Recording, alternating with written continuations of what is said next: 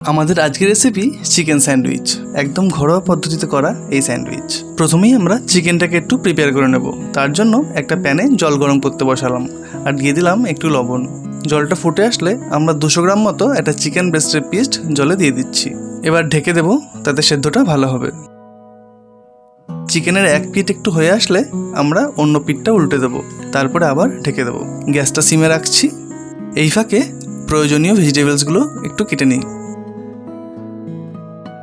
প্রথমেই আমরা ক্যাপসিকামগুলোকে কুচি করে কেটে নিচ্ছি।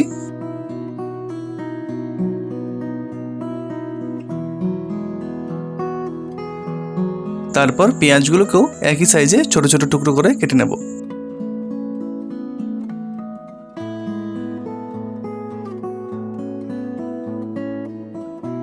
পেঁয়াজ কাটা হয়ে গেছে। এরপর কেটে নেব টমেটো। গোল গোল স্লাইস করে টমেটোগুলোকে কেটে নিচ্ছি।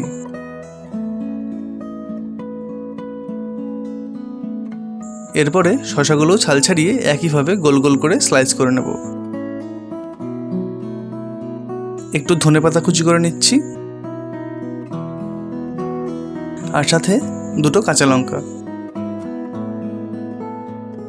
প্রয়োজনীয় ভেজিটেবলসগুলো আমাদের কাটা কমপ্লিট। ওদিকে আমাদের চিকেনটাও কিন্তু সেদ্ধ হয়ে গেছে। চিকেনের পিসটা সেদ্ধ হয়ে গেলে এটাকে আমরা শ্রেডেড করে নেব।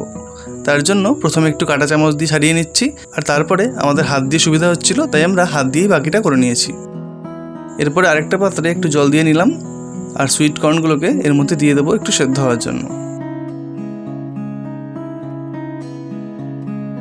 একটা প্যানে নিয়ে নিলাম রিফাইন অয়েল, আর তার মধ্যে কুচি করা ক্যাপসিকাম আর কুচি করা পেঁয়াজ দিয়ে দিলাম। অনেকেই এগুলো কাঁচা ইউজ করে, কিন্তু কাঁচা গন্ধটা খুব একটা ভালো লাগে না বলে আমরা সামান্য টস করে নেব। কুচি করা কাঁচা লঙ্কাগুলো দিয়ে দিচ্ছি। এরপর দিয়ে দিচ্ছি শ্রেডেড চিকেনগুলো।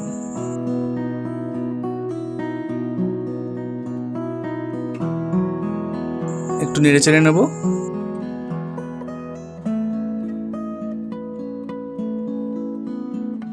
সুইট কর্নগুলো সেদ্ধ হয়ে গেছে, আমরা একটা পাত্রে নামিয়ে নিচ্ছি। এরপরই সেগুলোকেও প্যানে দিয়ে দেবো। আবার একটু নেড়ে চেড়ে নিচ্ছি। এরপর দিয়ে দেবো স্বাদ মতো লবণ। খুব বেশি ভেজে নরম করবো না, জাস্ট উপরের কোটিংটা একটু ফ্রাইড হলেই আমরা নামিয়ে নেব। স্যান্ডউইচের ভিতরে দেওয়ার মেন ইনগ্রিডিয়েন্ট আমাদের রেডি। এরপর সেই প্যানেই দিয়ে দিলাম অল্প একটু বাটার।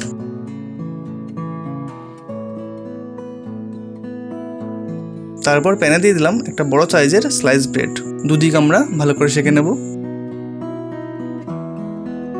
সেঁকা হয়ে গেছে, একটা পাত্রে তুলে রাখছি। একইভাবে আরেকটা রুটিও সেঁকে নিয়েছি। এরপরে স্যান্ডউইচে দেওয়ার ফিলিংটাকে ভালো করে প্রিপেয়ার করে নেব। তার জন্য প্রথমে দিয়ে নিলাম বেশ খানিকটা মেয়োনিজ। এরপর দিচ্ছি সামান্য চিলি ফ্লেক্স আর একটু অরিগ্যানো, আর দিয়ে দিলাম গোলমরিচ গুঁড়ো আর একটু ধনেপাতা কুচি। এবার এগুলোকে খুব ভালো করে মিশিয়ে নেব।